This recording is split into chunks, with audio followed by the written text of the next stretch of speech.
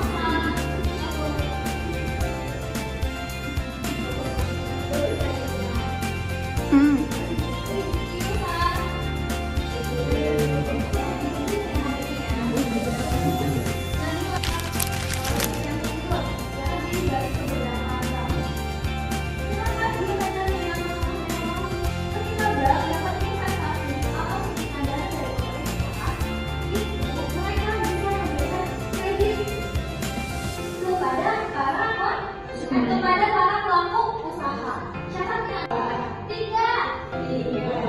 Selanjutnya kamu pakai kepala kamu untuk nulis angkanya. Berarti 1, 2, 3.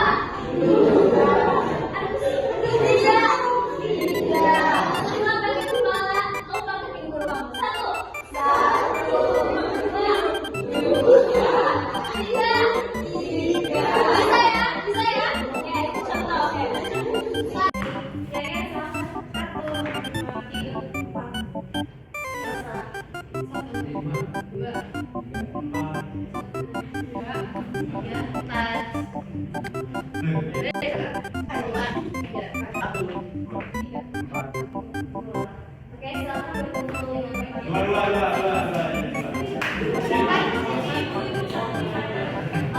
Satu di sini, 2 di sini, 3 di bawah. Sampaikan, silakan kalian diskusi dengan temannya, boleh searching di Google jika tidak tahu jawabannya, tidak bisa dipahami ya. Diskusi kalian dengan teman kelompoknya itu dipresentasikan di grup.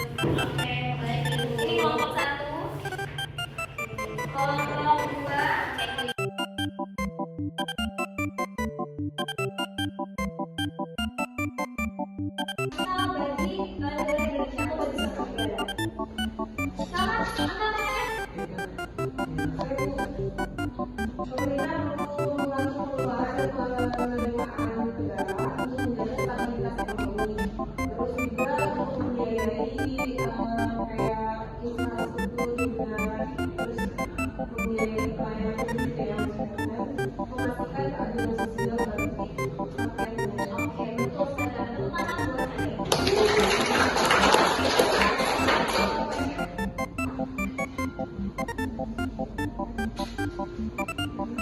Provinsi dulu misalnya, terus nanti dari provinsi antar provinsi, nanti dari antar provinsi antar pulau, nanti dari antar pulau ke antar negara. Ketika hal tersebut terjadi, maka ekonomi kita akan tumbuh. Ketika ekonomi kita tumbuh, maka itu akan mendatangkan para investor.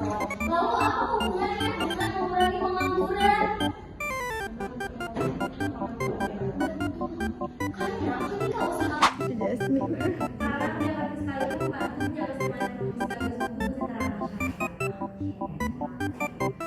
selanjutnya, instrumen apa saja yang ada di kebijakan fiskal?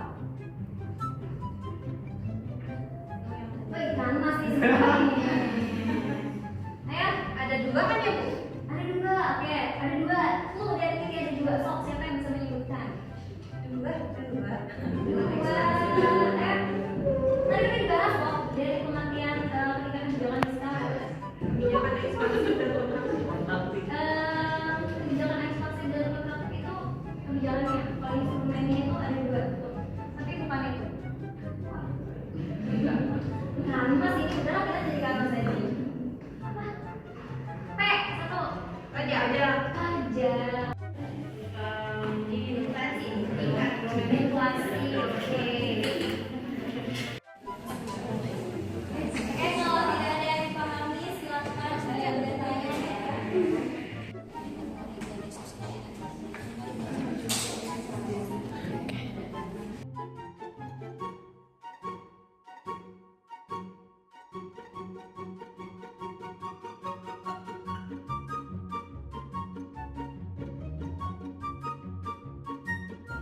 Jepang.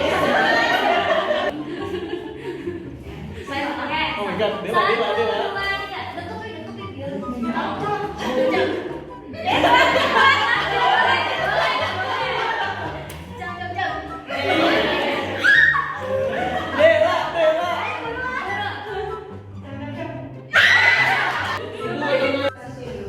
Yaitu untuk mendorong pertumbuhan industri, kendaraan industri, pemerintah memberikan pengurangan pajak penghasilan dan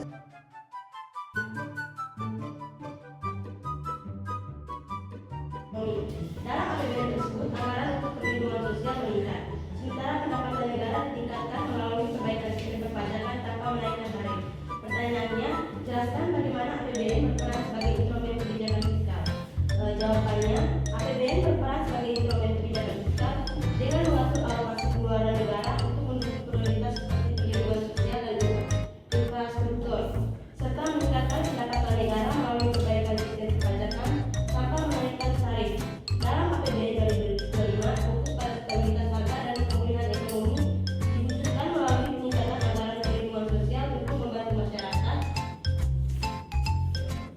dan mendorong konsumsi sekaligus menjaga inflasi. Pastikan dari hasil presentasi bahwa kalian sudah paham materi kita pada hari ini ya.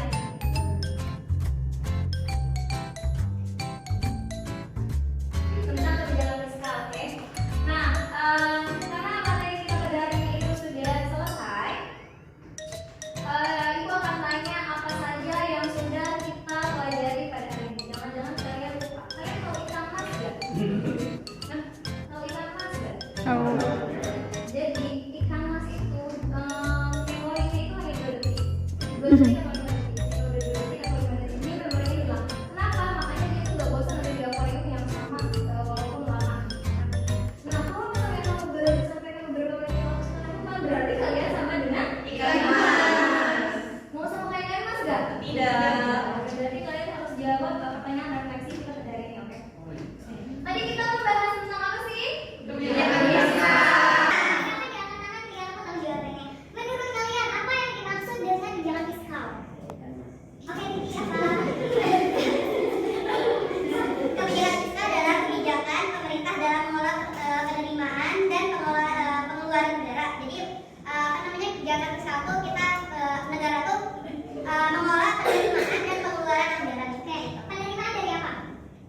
Penerimaan yang diterima oleh pemerintah itu dari apa? Dari pajak. Pengeluaran melalui belanja pemerintah atau APBN.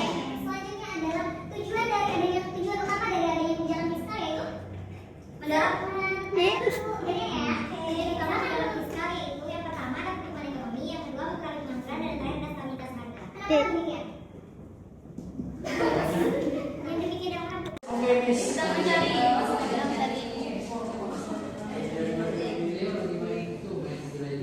Iya.